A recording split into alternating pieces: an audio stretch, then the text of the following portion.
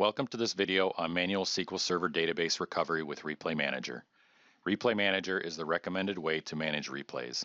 However, there can be times when you may want or need to recover them manually. In this video, I am going to demonstrate the manual recovery of databases using Replay Manager replays.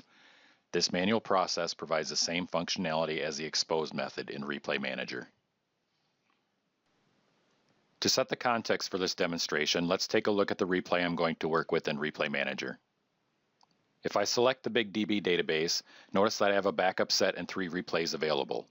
I want to work with the latest one, so I will highlight it here, making note of the create time.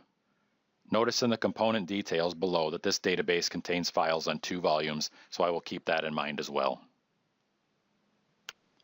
Now that we have a replay in mind that we want to use, let's start the recovery process for this database. Looking at the storage center, I'm first going to locate my data volume and the Replay Manager replay that I want to use. I can tell by looking at this replay, since the freeze time and description match my Replay Manager job and the source is external, that this is the Replay Manager replay that I am looking for. I am going to select this replay, right-click, and choose Create Volume from Replay. I can change the volume name if I like and verify the folder that I want to use. Since I know the server that I'm going to map this volume to, I will go ahead and do that now. And click OK. Then I will click OK once more to create my view volume. I see the view volume has been created. Now let's take a look at the server.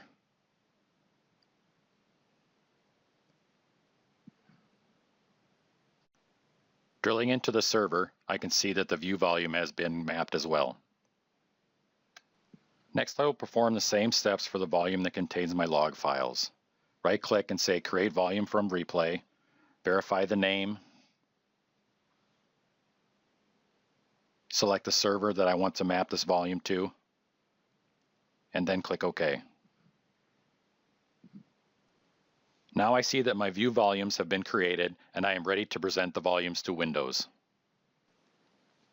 Now I will bring these volumes online and assign drive letters using disk management. You may have to rescan the disks in disk management if the volumes don't show up right away. First right-click and choose Online. Then right-click again and choose Change Drive Letter and Paths. Add a drive letter for this drive. Click OK. And then follow the same process for the other drive. Once I have the drive letters assigned, there is an important step in this process that is critical. When the replay was taken with Replay Manager, it utilizes Windows Volume Shadow Copy Services, or VSS, when taking the replay. As a result, there are some attributes that need to be changed on the volumes before SQL Server can use them. I'm going to open a command prompt window and run the diskpart utility.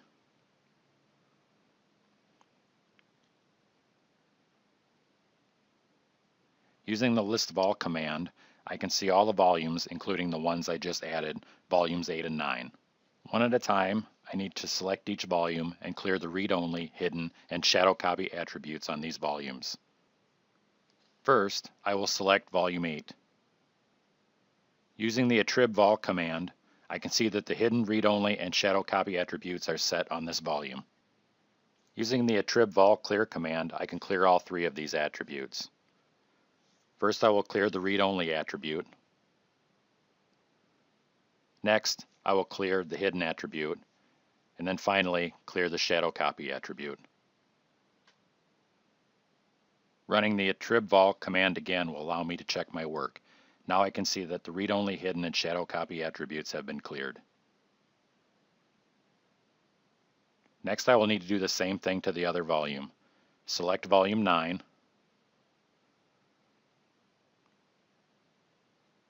And now clear the read-only, hidden, and shadow copy attributes on this volume. Once again, run attrib vol and check my work. This completes the preparation of our volumes, and now we're ready to move on to Management Studio. The final step is to attach this database in Management Studio. To do this, I will right-click on Databases, choose Attach, and then point to first my data file,